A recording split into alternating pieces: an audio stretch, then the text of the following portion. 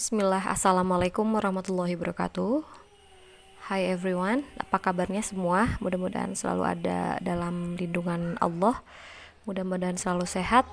Oke, untuk kali ini kita akan memasuki pertemuan kedua teman-teman ya. Masih berbicara tentang hal-hal yang bersangkutan dengan cross culture understanding. Tapi sebelum itu marilah kita sama-sama untuk berdoa agar perkuliahan ini bisa berjalan dengan lancar. Berdoa, kita mulai. Oke, selesai. Okay, class, today we are going to learn about cross-culture understanding, and for a special event, we are going to learn about cultures in contact. Seperti apa yang sudah saya wacanakan di minggu lalu ya, berbicara tentang cross-culture understanding, tentu saja ini kaitannya sangat umum ya, atau masih banyak hal atau masih bersifat umum untuk membicarakan cross culture understanding gitu. Nah, untuk hari ini kita akan membahas lebih detail terkait dengan cultures in contact ya, atau sebenarnya untuk cultures in contact juga ini sifatnya masih umum karena di dalamnya masih terdapat hal-hal yang detail lagi begitu teman-teman ya. Nah, berbicara tentang cross culture understanding yang bersifat umum ya, kita bisa mengartikan apapun ya terkait dengan hal-hal apakah itu bersangkutan dengan individu ataupun misalnya bersangkutan individu dengan orang ataupun individu dengan grup ataupun grup dengan grup gitu ya, ataupun satu satu pertemanan dengan pertemanan lainnya. Nah, ini yang saya maksudkan adalah adanya komunikasi lintas budaya di dalamnya ya, yang tentu saja sifatnya adalah masih general terkait dengan cross culture understanding ini gitu teman-teman ya. Nah, untuk detailnya mungkin kita akan fokus di cultures in contact teman-teman ya, dan di sini kita akan membahas tentang bagaimana individu membentuk sebagai grup begitu ya di dalam kebudayaan. Itu yang akan kita bahas hari ini teman-teman ya. Tapi sebelumnya kita akan membahas dulu sisi yuk. Oke teman-teman, untuk slide ini kita harus mengetahui terlebih dahulu apa itu arti daripada cross culture understanding ya. Yang kalau kita lihat di sini yang dimaksud dengan cross culture understanding itu adalah bagaimana ya kita bisa memainkan peran penting dalam berkomunikasi dengan orang-orang dari berbagai suku, dari berbagai negara, dari berbagai kalangan, dari berbagai budaya ya, yang tentu saja keterkaitan antara bahasa dan budaya itu sebenarnya tidak bisa dipisahkan teman-teman ya gitu. Nah, oleh karenanya di sini ada satu benang merah yaitu cross culture understanding. Bagaimana kita bisa mempelajari budaya, suku ya, adat istiadat, negara ataupun masyarakat tertentu dari mana dia berasal gitu ya. Misalnya teman-teman ketika masuk ke daerah Sunda atau ke daerah Batak ya, maka di sini teman-teman harus mengetahui bagaimana adat atau cara atau bahasa terkait yang tentu saja agar situasi bisa tercipta dengan baik dan normal gitu ya. Jadi tidak ada kesalahpahaman, tidak ada miskomunikasi gitu ya. Artinya berarti pemahaman lintas budaya dalam hal ini ada beberapa hal yang harus diperhatikan. Yang pertama adalah recognize ya. Recognize artinya berarti kita harus mengenali, lalu interpret, kita harus menafsirkan, dan ada react to people, artinya kita harus bereaksi dengan betul terhadap orang-orang tertentu, terhadap situasi tertentu, terhadap kejadian tertentu. Fungsinya untuk apa? Untuk menghindari kesalahpahaman karena adanya perbedaan budaya begitu ya. Jadi sampai konteks ini kita harus memahami terlebih dahulu pengertian daripada cross culture understanding. Nah, dalam hal ini kita bisa memahami cross culture understanding itu adalah satu pemahaman yang bisa mengedepankan tentang bagaimana orang bisa memahami kebudayaan yang tentu saja kebudayaan itu berbeda teman-teman ya. Dan Di sini contohnya misalnya kita bisa melihat bahwa sebelum teman-teman masuk ke universitas ya, tentu saja teman-teman sudah bisa memprediksi bagaimana saya harus bergaul begitu ya, bagaimana saya harus berkomunikasi dengan dosen, bagaimana saya harus berkomunikasi dengan teman-teman, bagaimana saya harus berkomunikasi di dalam ormawa misalnya ya, kalau teman-teman ikut ormawa. Nah, itu tentu saja akan berbeda dan itu kita bisa melihat bahwa itu hanya dari satu ruang lingkup saja. Belum kalau misalnya ada perbedaan dengan atau misalnya teman-teman bisa memahami kontekstual dengan latar belakang budaya yang berbeda misalnya ya. Dalam satu kelas misalnya ada perbedaan kebudayaan, tidak hanya orang Sunda saja yang ada di dalamnya, tetapi ada orang Batak, ada orang Medan ya, dan beberapa suku-suku lainnya. Nah, dalam hal ini berarti tugas kita adalah bagaimana kita bisa melintasi hal tersebut, bagaimana kita bisa mengomunikasikannya dengan latar belakang budaya yang berbeda begitu. Nah, ini ada beberapa tips dan trik ya teman-teman agar kita tentu saja harus bisa memanfaatkan, mengefektifkan ya, dan kita juga harus melihat kesensitivitasan ya terkait dengan komunikasi itu seperti apa ya. Dan ini tentu saja ada kaitannya dengan kebudayaan. Yang pertama ya di sini menurut Reynolds ya ada be aware, artinya berarti kita harus selalu tetap waspada teman-teman ya. Terus juga selanjutnya choose word carefully ya. Kita harus berhati-hati dalam menggunakan bahasa yang kita ungkapkan ya. Avoid idioms, slang, jargon, and acronyms. Lalu teman-teman juga harus menghindari ya beberapa terkait dengan idiom, bahasa slang ya atau bahasa yang informal. Kalau memang teman-teman masih belum kenal ya gitu ya terkait dengan konteks kebudayaan tertentu gitu. And next, be polite and formal. Kita harus selalu tetap ramah teman-teman ya, dan kita harus tetap formal, terutama kalau memang teman-teman merasa bahwa belum dirasa akrab gitu ya, atau misalnya belum ada kedekatan tertentu gitu menurut saya. Terus harus menghindari jokes ya atau humor ya. Dan itu karena untuk memahami konteks budaya kita harus paham dulu budayanya gitu ya. Terus juga silakan untuk mendengarkan, dan kalau memang diam itu dirasa lebih baik teman-teman diam. Nah, itu mungkin ya untuk pemahaman terkait dengan konteks kebudayaan dan pemahaman cross culture understanding teman-teman ya. Lalu bagaimana ini muncul dalam karya sastra? Kira-kira menurut teman-teman cross culture understanding ini muncul tidak di dalam karya sastra? Nanti boleh coba untuk dikomentari ya. Silahkan untuk dikomentari. Kira-kira apakah ada kaitannya tidak untuk mempelajari cross culture understanding ini untuk memahami konteks dalam sastra? Nanti coba share teman-teman ya. Nah, itu lalu selanjutnya kita akan membahas tentang bagaimana ya, atau kira-kira apa saja sih yang berkenaan dengan cross culture understanding, atau yang saya maksud adalah bagaimana cross culture understanding itu tampil dengan dengan beberapa tema tertentu gitu ya. Nah, ini mungkin bisa memberikan contoh ya beberapa hal yang terkait dengan cross culture understanding teman-teman ya. Jadi di sini mungkin hanya sebagai tampilan saja detailnya dari cross culture understanding untuk menganalisis gitu ya. Ini contoh-contohnya saja.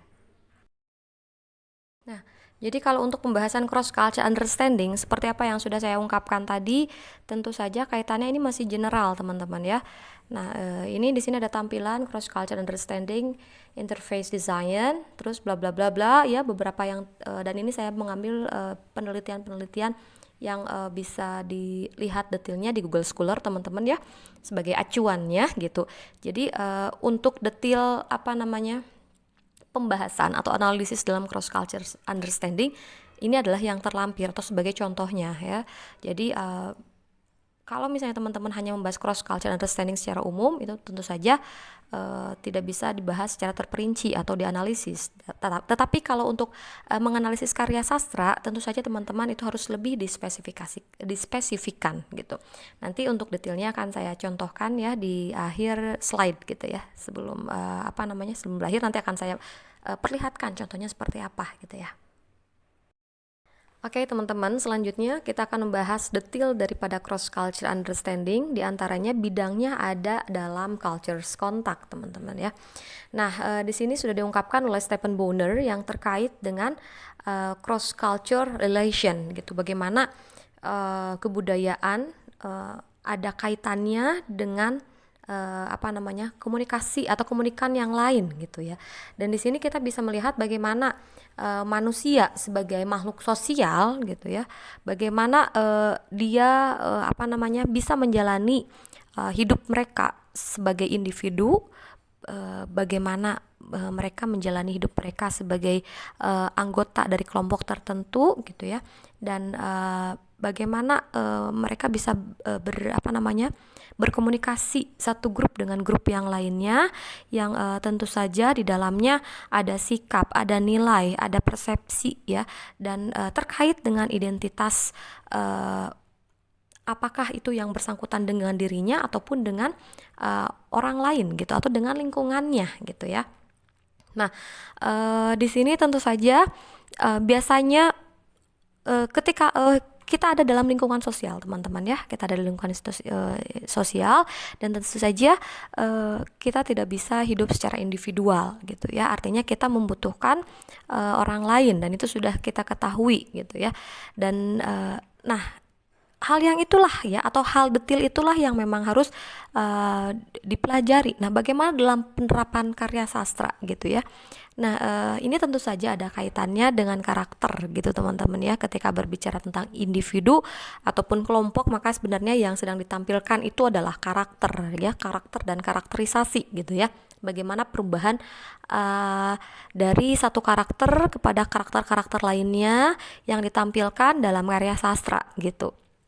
Nah atau misalnya bagaimana identitasnya itu identitasnya diperlihatkan atau ditampilkan dalam karya sastra gitu ya. Dan untuk contoh karya sastra saya kira banyak sekali ya, dan setiap karya sastra ini menampilkan identitasnya, menampilkan beberapa individu gitu di dalamnya gitu, entah itu terkait dengan main karakter ataupun yang lainnya. Nah, untuk di sini kita bisa melihat contohnya individuals and group. The first is that individuals usually belong to more than one group ya. Silakan teman-teman, ini bacanya the main groups that most person belong to are the family bla bla bla ya. Artinya berarti kalau kita lihat bahwa individu itu, atau yang pertama yang dikatakan sebagai individu ya, dan dia tergabung dalam lebih dari satu kelompok, dan saya kira pasti kita pun juga demikian ya. Kita kita satu individu ya, satu individu, lalu kita tergabung dari lebih dari satu kelompok. Contohnya dalam grup WA saja ya, dalam grup WhatsApp saja. Coba lihat di grup WhatsApp, kira-kira teman-teman ada berapa grup di dalamnya ya. Nah itu menunjukkan bahwasannya kita sudah memahami konteks dan konten daripada cross culture understanding ya. Nah mungkin di sini kita hanya perlu pemahaman lebih detailnya lagi di dalam karya sastra gitu teman-teman ya. Nah di sini contohnya, a good example is the working mother who often finds it's difficult to reconcile the requirements of her work group with the expectation of her family regarding her duties in the home gitu ya. Ibu rumah tangga misalnya ya, atau ibu ya, seorang ibu itu bisa mengerjakan beberapa hal yang lainnya gitu ya. Bahkan dia tidak hanya mengerjakan pekerjaan ibu rumah tangga saja, tapi misalnya dia mengajar ya, contohnya seperti saya sendiri misalnya ya, mengajar di di kampus. Lalu juga selain itu juga saya berbisnis misalnya ya, dan saya terlibat dari di beberapa grup atau di beberapa kelompok gitu ya. Ya karena memang dan kita butuh pemahaman terkait dengan cross culture understanding agar apa? Agar semuanya bisa berjalan dengan lancar, tidak ada kesalahpahaman, tidak ada miskomunikasi begitu teman-teman ya. Lalu selanjutnya Brunner juga membahas bagaimana grup dalam society atau dalam apa namanya sosial ya. Nah, kita lihat di sini yang kita ketahui terkait dengan masyarakat tentu saja itu berbeda ya. Kalaupun memang ketika berbicara atau bersifat homogen, oke, sebelumnya kita harus mengetahui terlebih dahulu homogen itu apa ya. Homogen berarti kalau menurut KBBI ya teman-teman ya, itu terdiri dari jenis, macam, sifat, watak dan sebagainya yang bernilai sama gitu ya. Artinya berarti ada kesamaan tertentu ya. Nah, berarti kalau kita lihat di sini bagaimana kita bisa menggabungkan individual yang tadi itu di dalam grup, lalu bagaimana grup itu di dalam sosial masyarakat itu teman-teman ya. Nah, di sini tentu saja kita sudah melakukan praktek-praktek sosial tersebut teman-teman ya. Hanya artinya kita sudah melakukan hal-hal atau yang terkait dengan aspek-aspek yang terkait atau misalnya dengan bagaimana kita bergaul di dalam masyarakat gitu teman-teman ya. Apakah itu terkait dengan kelas tertentu ya, atau misalnya dengan bahasa tertentu ya. Tentu saja bahasa yang teman-teman gunakan, contohnya misalnya teman-teman ketika menggunakan bahasa di dalam kelas dengan teman-teman sebayanya maksud saya gitu ya, atau teman kelasnya, itu akan berbeda dengan bagaimana teman-teman bisa menyampaikan bahasa yang formal di dalam situasi yang formal juga. Ya, contohnya misalnya tentu saja ketika teman-teman ngobrol ya dengan teman sebayanya di dalam kelas, itu tidak akan sama dengan ketika teman-teman berdiskusi alot di seminar nasional atau seminar internasional, atau misalnya ketika teman-teman berkomunikasi dengan dosen ya, tentu saja itu berbeda gitu. Dan begitu pun ketika misalnya teman-teman bekerja dengan teman-teman bertemu dengan teman-temannya misalnya di satu pekerjaan, itu tentu saja akan berbeda dengan ketika teman-teman melakukan komunikasi dengan atasan gitu ya, atau dengan yang lebih yang lebih berpengaruh gitu ya. Nah, lalu selanjutnya pembahasan yang terkait menurut Bonner adalah societies and cultures gitu ya. Jadi di sini kita bisa melihat singkatnya bahwasannya masyarakat itu berbeda ya secara internal dalam homogenitas kebudayaan ya, yang tentu saja ini bisa ditunjukkan oleh beberapa keragaman kelompok etnis tertentu atau budaya yang sudah ada dari leluhurnya atau nenek moyangnya. Dan masyarakat yang berbeda secara eksternal atau satu dengan sama yang lainnya seperti yang ditunjukkan oleh ukuran yang mencerminkan dimensi umum terkait dengan kebudayaan gitu teman-teman ya.